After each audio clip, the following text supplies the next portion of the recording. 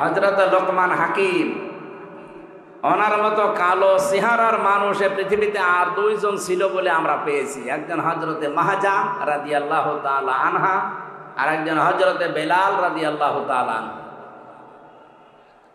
এই দুইজন মানুষ ছিল হযরতে লোকমান হাকিমের মতো এরকম কালো চেহারা আর এরকম ঠোঁট ঝোলা।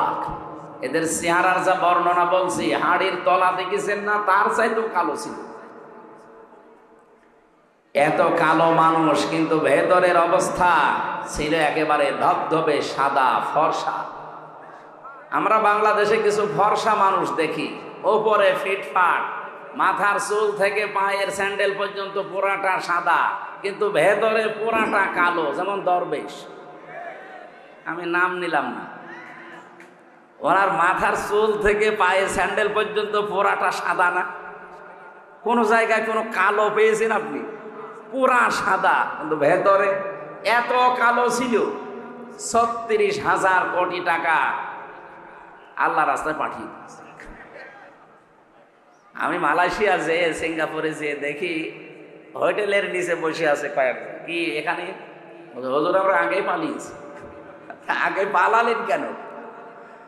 এখানে আপনি যে সাহেব পাড়া বানিয়েছেন, ওখানে থাকবেন না? হুজুর ওখানে থেকে মায়ের খাবো। বাংলাদেশের মানুষ এখানে আছে, যদি শোনে যে সাহেব পাড়ায় আমি আছি, তালা ভেঙে পিটাবে আমার। এই জন্য হোটেলে চুরি করে আসি, কেউ জানে না। আপনি যেন আবার বাইরে যেয়ে বলি দিয়েন না। পাগলকে যদি বলা হয় যে সাগো নাড়াবি না, ও আরো বেশি নাড়াবে না, ও আমার আরো মনে করে দিবে। এই শয়তানগুলো সব এখন বেশিরভাগ থাইল্যান্ডে, বেশিরভাগ রয়েছে সিঙ্গাপুরে, মালয়েশিয়া, পালিয়ে আছে। বাকিগুলো আমেরিকা, কানাডায় তো গিয়েছে। আর আল্লাহর বিশেষ ওলি যারা, তারা আছে প্রতিবেশী রাষ্ট্রে। আমি বলছিলাম হযরতে বেলাল, হযরতে মাহজা, লোকমান হাকিম রহমতুল্লাহ আলাইহে, এই মানুষগুলো উপরে ছিল কালো, ভেতরে ছিল পুরা ধবধবে সাদা। আমাদের অন্তর ঠিক ওই রকম করা দরকার না? আর ওটা যদি 100 ভাগ করতে চান, তাহলে ওই আল্লিমুহুমুল কিতাব, এই যে হোকামা থেকে এসেছে, যেটা আপনাকে কিতাবের শিক্ষা ব্যবস্থা জারি করা লাগবে। আর এটার দায়িত্ব হামজার না, এটার দায়িত্ব ওই 300 এমপি যারা ছিল তাদের।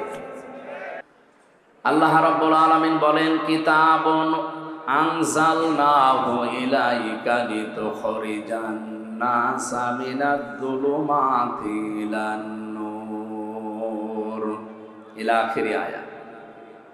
খুব ভালো করে শুনবেন, আমি গতানুগতিক কথা বলি না, চিন্তা ভাবনা করি, ওখান থেকে কোনো তথ্য থাকলে বের করি। এই কোন দিকে তাকিয়ে আছে? ড্রোন দেখেননি এর আগে? মাহফিলের পরে 10 মিনিট সময় ওখানে দেব, 10 ড্রোন দেখে বাড়ি যাব। ড্রোন দেখে যদি কোরআন থুয়ে ওইদিকে তাকা। এই এলাকায় শাবনুরের বাড়ি না? না মানে এই সারসা থানায় বাড়ি। আমি জানি তো, উনি এখন অস্ট্রেলিয়া আছে। যদি এখন এই রাস্তা দিয়ে হেঁটে যায়, আপনি তো মনে হয় ওইদিকে ছুটবে। এই জন্য আমার কথাগুলো তো আমার মুখ দিয়ে বের হচ্ছে, অ্যাডভার্টাইজ হচ্ছে। কথা আসলে কার? খেয়াল করে শোনেন, দেখবেন মজা পাবেন। আল্লাহ পাক বলেন, এই একটা কিতাব আপনাকে আমি দিয়েছি, আপনার প্রতি এটা নাজিল করেছি এই কারণে, লিতুখরিজান নাসা মিনাজ যুলুমাতি ইলান নূর, আপনি মানুষদেরকে অন্ধকার থেকে বের করে নিয়ে আসবেন আলোর দিকে। ঠিক এরকম সেম কথা দিয়ে, এরকম ক্যাটাগরি দিয়ে আল্লাহ আরেকটা আয়াত নাজিল করেছেন, সূরা নিসার 105 নম্বর আয়াত, ইন্না আনজালনা ইলাইকাল কিতাবা বিল হাক্কি লিতাহকুমা বাইনান নাস বিমা আরাকাল্লাহ, ইলা আখিরি আয়াত। আল্লাহ তাআলা বলেন, অবশ্যই আমি আপনার প্রতি কিতাব নাজিল করেছি। কেন? লিতাহকুমা বাইনান নাস, আপনি এইটা দিয়ে মানুষের ভেতরে ন্যায় বিচার করবেন। কিভাবে করবেন? বিমা আরাকাল্লাহ, যেভাবে আল্লাহ আপনাকে দেখিয়েছেন। দেখেন, দুইটা আয়াতের প্যাটার্ন কিন্তু প্রায় একরকম। আগে বল, এই কি গো, এখানে এত আওয়াজ কানে আসলে তো আমি কথা বলে যাব। ভাই, এখানে যারা আছেন একটু পিছিয়ে যান তো, একটু পিছান, যান, একটু পিছান। স্যার একটু পিছিয়ে নিলে ভালো হয়, একটু পিছিয়ে নিন তো ভাই। কে কি দেখবেন কি? হ্যাঁ, এমনি কথা শোনা যাচ্ছে না? বহুত দূর থেকে তা এসে কি দেখার জন্যে? একটু কথাগুলো শোনেন, কি বলছি শোনেন ভাই, শোনা তো যাচ্ছে। রমজান মাস এমনিতেই, তারপরও এটা সর্বোত্তম ইবাদতের ভেতরে 1 নম্বরে আছে। আফদালুল ইবাদাতি তিলাওয়াতুল কোরআন, তার ভেতরে 1 নম্বরে না? নবীজি তো ফজল শব্দ দিয়ে আরম্ভ করতে পারতেন, আফজল দিলেন কেন? পৃথিবীতে সবচাইতে বড় নেকির কাজ নফলের ভেতরে এর চাইতে উত্তম আল্লাহর কাছে আর নেই। এই জন্য আহলুল কোরআনি হুম আহলুল্লাহি ওয়া খাসসাতু বলা হয়েছে। যারা কোরআনওয়ালা লোক এরা শুধু আল্লাহর পরিবারের লোক না, এরা নির্দিষ্ট এবং খাস ব্যক্তি। সেই কোরআনওয়ালা হওয়ার জন্য আজকের এই আয়োজন আমাদের, নাকি? আপনি আয়াতের দিকে একটু খেয়াল করে দেখেন, আল্লাহ 2টা আয়াত নাজিল করার মানে প্যাটার্নটা একরকমই পিরায়। বললেন আমি আপনাকে কিতাব দিয়েছি, কি করবেন? আপনি মানুষকে অন্ধকার থেকে আলোর দিকে বের করবেন। দ্বিতীয় আয়াতে বললেন আপনাকে আমি কিতাব দিয়েছি কেন? মানুষের ভেতরে ন্যায় বিচার করবেন।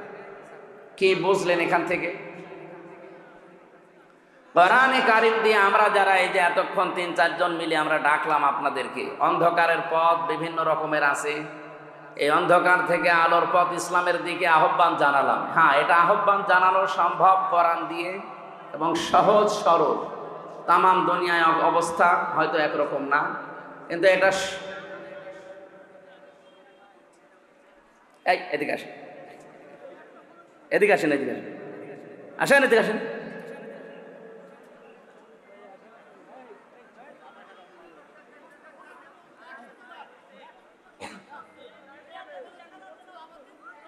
এই মোবাইলটা ওখান থেকে নামিয়ে দেন তো।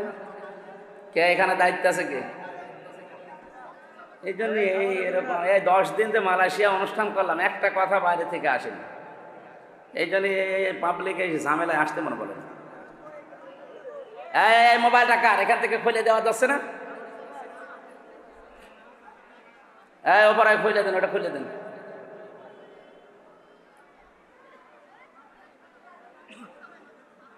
যান এখান থেকে, বসেন। এই মোবাইলটা কার? এখান থেকে সরেন তো। হয় ওখানে বসেন, না বাড়ি চলে যান। যান।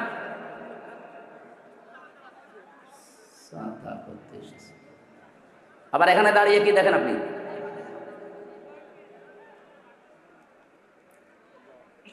আপনাদের গুরুত্বপূর্ণ কথা থাকলে বলেন, 1 মিনিট সময় দিলাম, বলেন যা ভাল লাগে বলেন। হয়েছে? কথা হয়েছে?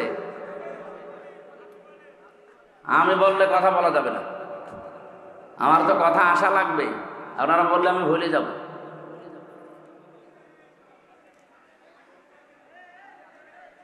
আমরা কোরআনে কারিম দিয়ে মানুষদেরকে অন্ধকারের ভেতর থেকে আলোর দিকে বের করার জন্য সারা পৃথিবীতে, বিশেষ করে মুসলমান যারা, তারা চেষ্টা চালাচ্ছে কম বেশি। কিন্তু লিতাহকুমা বাইনান নাস, কোরআন আপনার প্রতি আমি নাজিল করেছি এই জন্যে। কি জন্যে? মানুষের ভেতরে যেন আপনি ন্যায় বিচার করতে পারেন। এটা কিন্তু বাস্তবে এখনো সম্ভব হয়নি। কথা বলে না কেন? রাসূলুল্লাহকে আল্লাহ যে 4 দফা কর্মসূচি দিয়েছিলেন, 2টা প্রথমে, 2টা শেষের দিকে, 4 জায়গায় আল্লাহ এই আয়াতটা, একই আয়াত ধরন পাল্টিয়ে শুধু শব্দ এলোমেলো করে নাজিল করেছেন। সূরা বাকারা 129 নম্বর আয়াত, সূরা বাকারার 151 নম্বর আয়াত, সূরা আলে ইমরানের 164 নম্বর আয়াত, সূরা জুমার 2 নম্বর আয়াত। আয়াতগুলোর কথা সব এক, খালি একটু শব্দ এলোমেলো আছে। আল্লাহ রাব্বুল আলামিন বলেন, হুয়াল্লাযী বাআসা ফিল উম্মিয়িনা রাসূলাম মিনহুম ইয়াতলু আলাইহিম আয়াতিহি ওয়া ইউযাক্কিহিম ওয়া ইউআল্লিমুহুমুল কিতাবা ওয়াল হিকমা ইলা আখিরি আয়াত। তিনি সে আল্লাহ যিনি তোমাদের কাছে উম্মীদের মধ্যে, নিরক্ষর মানুষদের মধ্যে একজন রাসূল পাঠিয়েছেন। কি করতেন তিনি? ইয়াতলু আলাইহিম আয়াতিহি, তোমাদের কাছে তিনি আল্লাহর আয়াতগুলো তেলাওয়াত করে শোনাতেন। আয়ুযাক্কিহিম, তিনি তোমাদেরকে পবিত্র করতেন। ওয়াল্লিমুহুমুল কিতাব, তিনি তোমাদেরকে কিতাবের শিক্ষা দিতেন। আল হিকমা, তিনি তোমাদেরকে হিকমত শেখাতেন। কথাগুলোর দিকে খেয়াল করে দেখবেন, যারা আলেম আছেন তাদেরকে বলছি। প্রথম নবীজিকে বললেন ইয়াতলু আলাইহিম আয়াতিহি, আল্লাহর আয়াত বলতে কি বলেন তো? কোরআন। আরো জোরে বলেন। ওয়াল্লিমুহুমুল কিতাব, কিতাব বলতে কি? একই কথা দুই জায়গায় দিলেন কেন? তাফসির মাহফিলে আলেমরা আসবে এই কারণে, আর যারা সাধারণ মানুষ তারা আসবে এই কারণে, এটা যেন শুনে আপনারা সওয়াব পেয়ে বাড়ি চলে যান। আর ওনাদের জন্য এইটা না, ওনাদের জন্য চিন্তা ভাবনার খোরাকি আছে এখানে। আফালা ইয়াতাদাব্বারুন আল কোরআন, কি হয়েছে তোমাদের? কোরআন নিয়ে কেন চিন্তা ভাবনা করো না? আমরা আয়াতুল্লাহ বলতে আল্লাহর কিতাব বুঝি, কিতাবুল্লাহ বলতেও আল্লাহর কিতাব বুঝি। রসুল আসবে, উনি আল্লাহর আয়াত তেলাওয়াত করে শোনাবে, তিনি পবিত্র করবে আমাদেরকে, এরপরে আবার বলেন তোমাদেরকে কিতাবের শিক্ষা দেবে। কি এটা? কি প্রথমে যে দুইটা কাজ তিনি ইয়াতলু আলাইহিম আয়াতিহি, আল্লাহর আয়াত তেলাওয়াত করে মুহাম্মদুর রাসূলুল্লাহ শুনিয়েছিলেন। আয়ুযাক্কিহিম, এটা দিয়ে তিনি পবিত্রও করেছিলেন, হয়তো ব্যক্তি পরিবার এ পর্যন্তই। এরপরে আরো দুইটা শব্দ আছে, আল্লিমুহুমুল কিতাবা ওয়াল হিকমা। এই দুইটা করতে গেলে অবশ্যই আপনাকে কিতাবের শিক্ষা হিকমতের সাথে এটা বাস্তবায়ন করা লাগবে। ওই জামানায় আরবদেরকে নিরক্ষর বলা হয়, উম্মি বলা হতো। ওরা যতদিন পর্যন্ত কোরআনে কারীম তেলাওয়াত করেছে, নিজেদের ভেতরে সংশোধনী চালিয়েছে, এ পর্যন্ত কোনো সমস্যা দেখা দেয়নি। কিন্তু যখনই আয়াতের এই পরের দুইটা শব্দ ওয়াল্লিমুহুমুল কিতাব, তিনি তাদেরকে কিতাবের শিক্ষা দিয়েছেন, মানে কিতাবের এটা বাস্তবায়ন করে দেখিয়েছেন। আল হিকমা শব্দের ব্যাখ্যা পড়লে আপনি এটা ক্লিয়ার পেয়ে যাবেন ফি জিলালিল কোরআনের ভেতরে। হিকমা শব্দটা হাকামা থেকে এসেছে। আমরা যারা বিশেষ করে কামেলে যারা পড়ে বা পড়াই, তারা দেখবেন এই যে আমরা হাকিম বলে মানুষকে জানি, পৃথিবীতে হাকিম কিন্তু খুব বেশি মানুষ ছিলেন না। আমরা একজন হাকিমের নাম বেশি শুনি, তার নাম হযরতে লোকমান হাকিম। লোকমান কি ছিলেন? কি জবাব দিলেন না? আমাদের দেশে হাকিম আছে না নেই? গাছতলায় বসে আছে, হাত দেখে বলে দেয় যে 3 বউ হবে, এ হাকিম। আরো বিভিন্ন রকমের হাকিম। রোজার মাস তো চা তো খাওয়া যাচ্ছে না, আর এক ঝামেলা, কাশি উঠে পড়লে তো আর এক সমস্যা।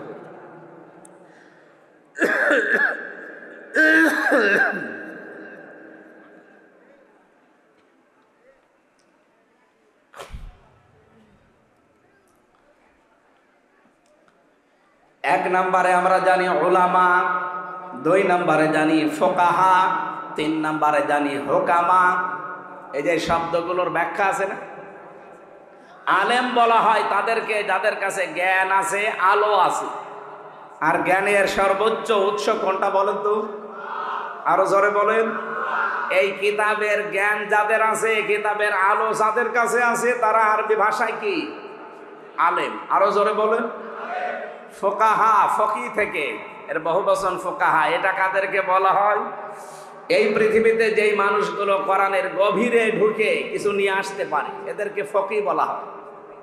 3 নম্বরে হুকামা, হাকিম। এটা কারা? কোরআনে কারিমের শুধু জ্ঞান না, শুধু এর ভেতরে ঢুকে তথ্যগুলো নিয়ে আসবে তা না, এখান থেকে এমন কিছু তথ্য পৃথিবীর মানুষকে জানাবে যা এর আগে অনেকেই জানাতে পারবে। হযরত লোকমান হাকিম, ওনার মতো কালো চেহারার মানুষ পৃথিবীতে আর 2 জন ছিল বলে আমরা পেয়েছি। একজন হযরতে মাহাজা রাদিয়াল্লাহু তাআলা আনহা, আর একজন হযরতে বেলাল রাদিয়াল্লাহু তাআলা আনহু। এই 2 জন মানুষ ছিল হযরতে লোকমান হাকিমের মতো এরকম কালো চেহারা আর এরকম ঠোঁট ঝোলা। এদের চেহারার যা বর্ণনা বলছি, হাড়ির তলা দেখেছেন না, তার চাইতেও কালো ছিল। এত কালো মানুষ, কিন্তু ভেতরের অবস্থা ছিল একেবারে ধবধবে সাদা ফর্সা।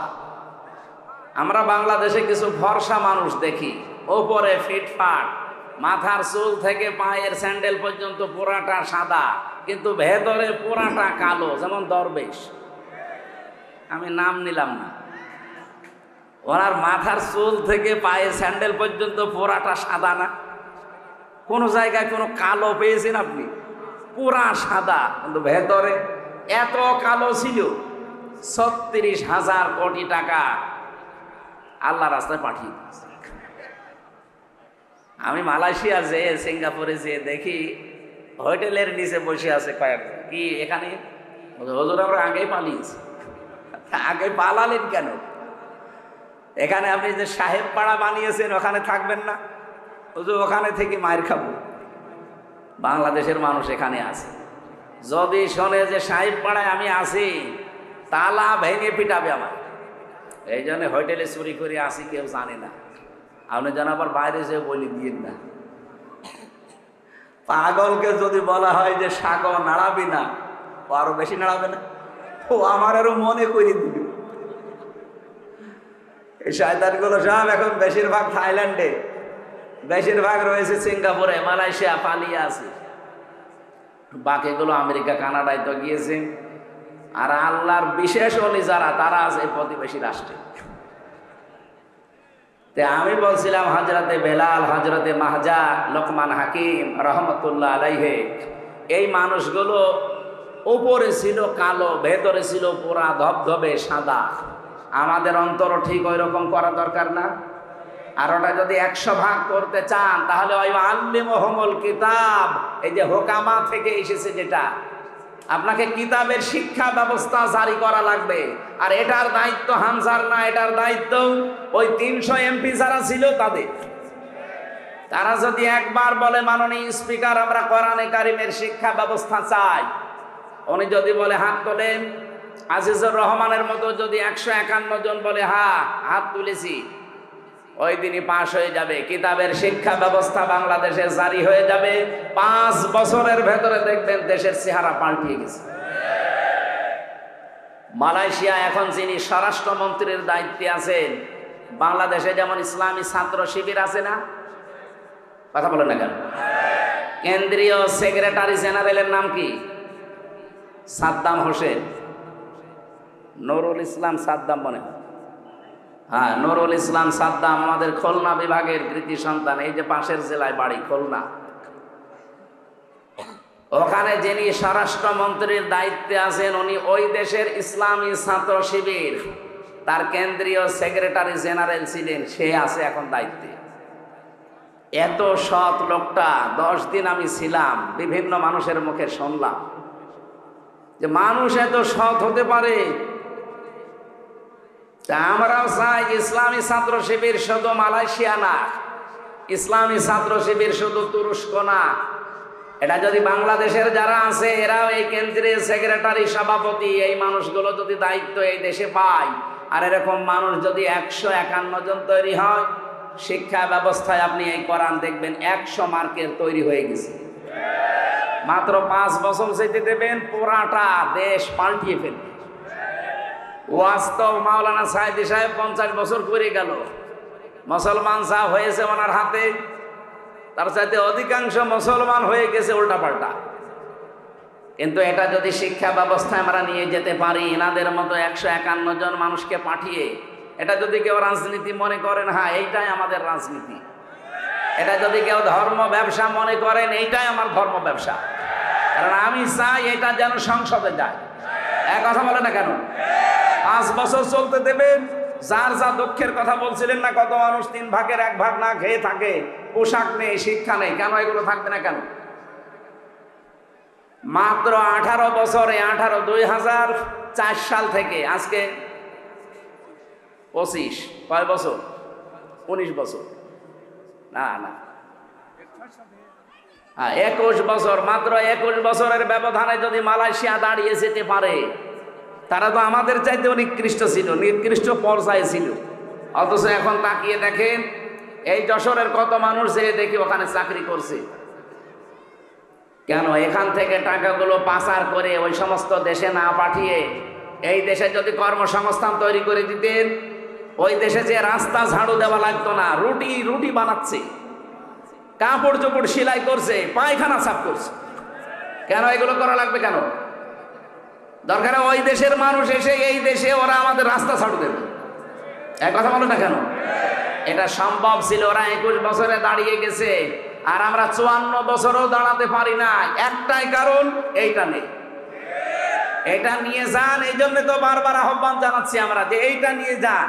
15 বছর সময় দেওয়া লাগবে না, 5 বছরে যদি দেশটা মালয়েশিয়ার মতো করে দিতে না পারে, তাহলে আর জীবনে কোনোদিন বলবো না যে আমাদের ভোট দিই। এই জন্য কোরআন নাজিল করার আয়াতের প্যাটার্ন দেখেছেন আল্লাহ। 2টা আয়াতই প্রথম অংশ কিন্তু এক ছিল, কিতাবুন আনজালনাহু ইলাইকা এ পর্যন্ত এক, ইন্না আনজালনা ইলাইকাল কিতাব এ পর্যন্ত এক। এরপরে আল্লাহ দিয়েছেন দুই বিষয়, লিতুখরিজান নাস মিনাজ যুলুমাতি ইলান নূর, অন্ধকার থেকে আলোর পথ দেখাবে। এটা আমরা দেখাচ্ছি আজ 54 বছর। কিন্তু দ্বিতীয়টা যদি আমরা মানতে পারতাম, মালয়েশিয়ার মতো, সৌদি আরবের মতো, তুরস্কের মতো, আফগানিস্তানের মতো, লিতাহকুমা বাইনান নাস, এই কোরআন দিয়ে আমি বিচার ব্যবস্থা ন্যায় বিচার কায়েম করব, তাহলে 13 বছরে আজহারুল ইসলামকে জেলখানায় পড়িয়ে বসালেন। উনি অনেক আগে বের হয়ে চলে আসতেন। এই কথা বলেন না কেন? ন্যায় বিচার নেই, এই জন্যই মাজলুম মানুষটা জেল খাটতেছে। বিচারপতি পালিয়েছে, মামলার বাদী পালিয়েছে, এমনকি সরকারও পালিয়েছে। যে বিচারপতি রায় দিয়েছিল সেও পালিয়েছে, তো উনি জেলে থাকবে কোন কারণে? আমরা চাই কোরআনে কারিমের লিতাহকুমা বাইনান নাস বিমা আরাকাল্লাহ, আল্লাহ যেভাবে আমাদের দেখিয়েছেন, আল্লাহর দেখানো পদ্ধতিতে বিচার ব্যবস্থা আমরা তৈরি করব। ওখানে কোনো অবিচার হবে না, সব জায়গায় প্রতিষ্ঠিত হবে তখন ন্যায় বিচার। কথা বলেন ঠিক কিনা?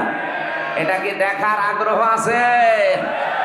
শুধু সামিয়ানার নিচে সব জায়গায় যেন আগ্রহ থাকে যে আমরা দেখতে চাই বিচার ব্যবস্থায় কোর্টের। আপনি যশোরের আদালতে যান, কোর্টের ইট পর্যন্ত টাকা চাই, টাকা দিয়ে যান। আমি প্রথম যখন 11 সালে জেলে গিয়েছিলাম, আমার জেল থেকে বের করার সময় পুলিশ, মানে আমি প্রথমে কারাগারে আদালতে ছিলাম, এই যে থানার, বের হয়ে চলে আসছে, আমার বলছে টাকা দেন। টাকা পাবো কোথায়? না, আপনাকে যারা দেখতে এসেছিল আমরা জানি আপনাকে টাকা দিয়েছি।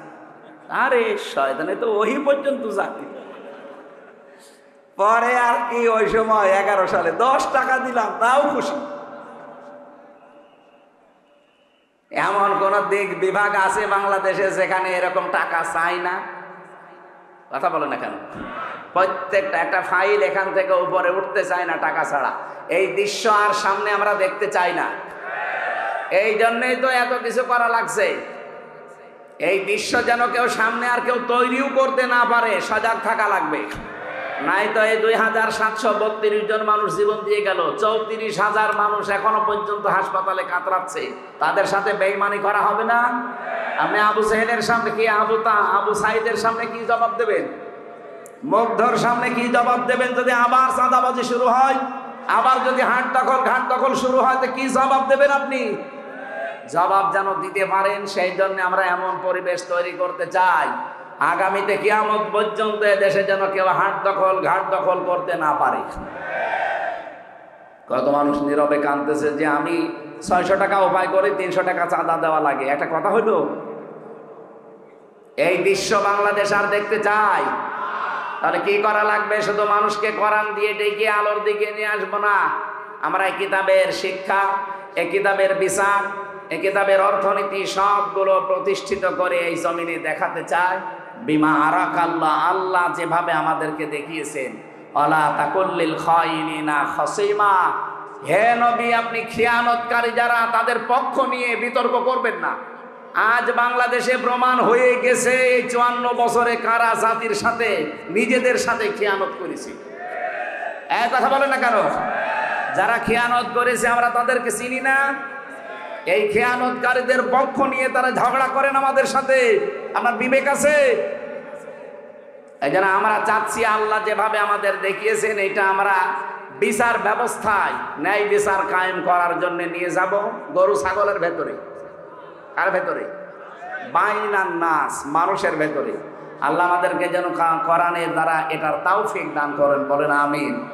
তাহলে নবীজি 4টা কাজ করেছিলেন। প্রথম নাম্বার, তিনি কোরআন তেলাওয়াত করে মানুষকে শোনাতেন, মানুষদেরকে পবিত্র করতেন, তার নফস, তার পরিবার, তার সমাজ, এভাবে তিনি চেষ্টা চালিয়েছিলেন। কিন্তু আল্লিমুহুমুল কিতাব, এটা যতদিন পর্যন্ত তিনি কায়েম করতে না পেরেছেন ততদিন সুদ বন্ধ হয়নি, ঘুষ বন্ধ হয়নি, সাদাবাজি ওই জামানায় ছিল, ওইটাও বন্ধ হয়নি। কথা বলেন ঠিক কিনা?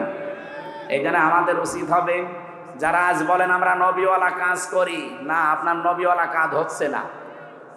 এদিকে তাকান, নবী কি জন্ম থেকে নবী বলে কেউ বলতো যে আপনি নবী? কয় বছরে বলেন বলেন? 40 বছরে তখন যিনি নবী হলেন, কি পেয়ে নবী হয়েছিলেন?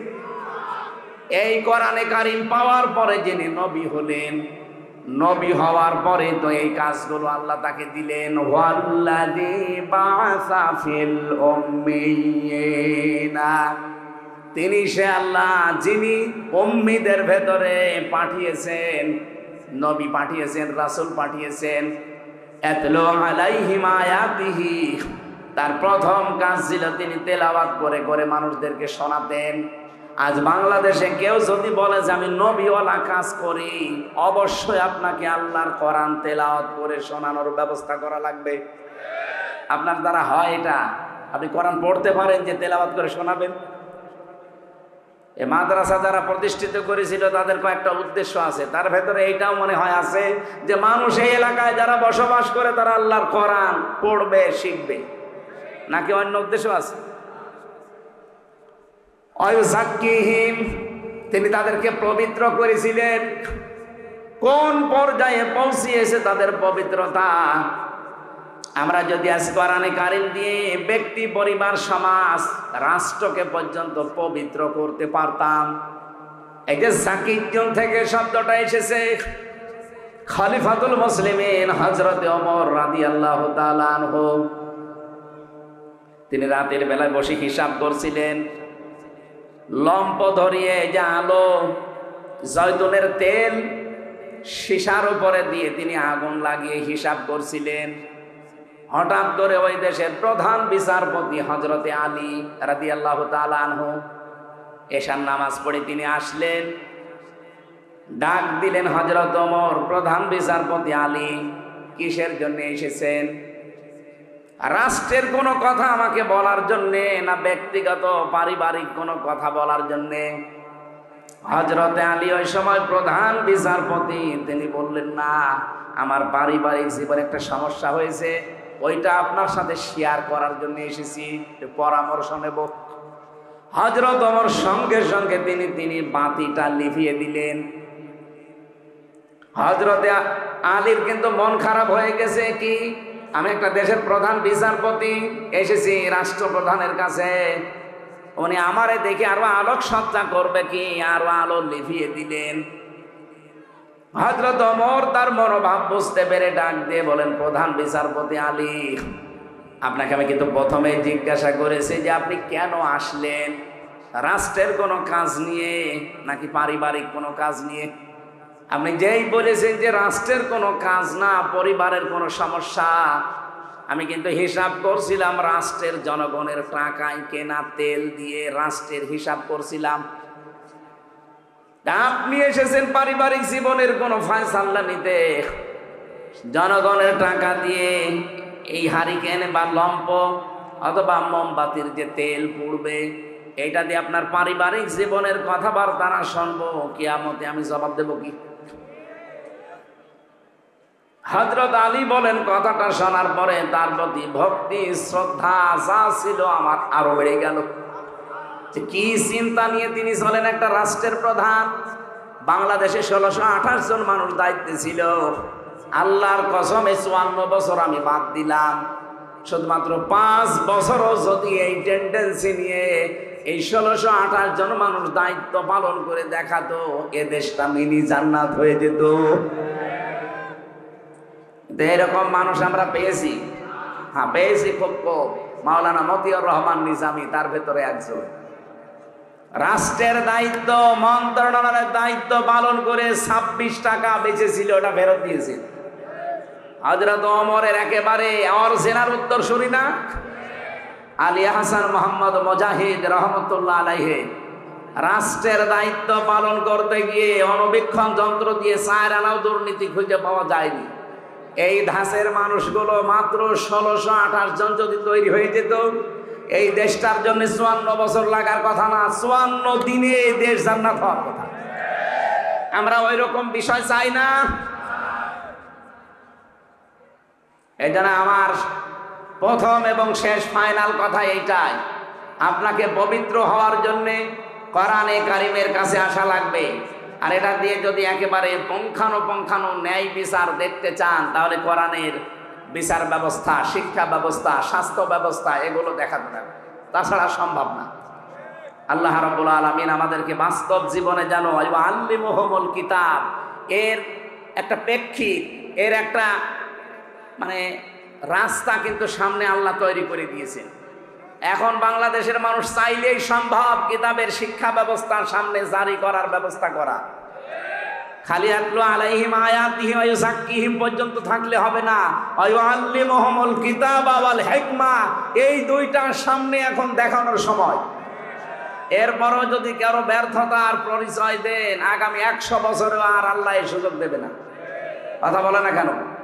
আমরা চাই শিক্ষা থেকে শুরু করে যত বিভাগ আছে বাংলাদেশে, সব জায়গায় যেন আল্লাহর কোরআনের বিধান চালু হয়। বলেন আমিন। আমরা 6666টি আয়াত থেকে, যেহেতু রমজান মাস, এই কেন্দ্রিক একটা আয়াত পড়েছি, সূরা আলে ইমরান 185 নম্বর আয়াত। খুব খেয়াল করে শুনবেন, নিজের জীবনে যদি মেলাতে পারেন এই মাহফিল সাকসেস হবে। আর যদি বলেন এসেছি সুর শোনার জন্য শুনে চলে গেলাম, যান আপনি আগে চলে যান, আমি একটা টান দিয়ে দিই, টান শুনে চলে যান নাকি?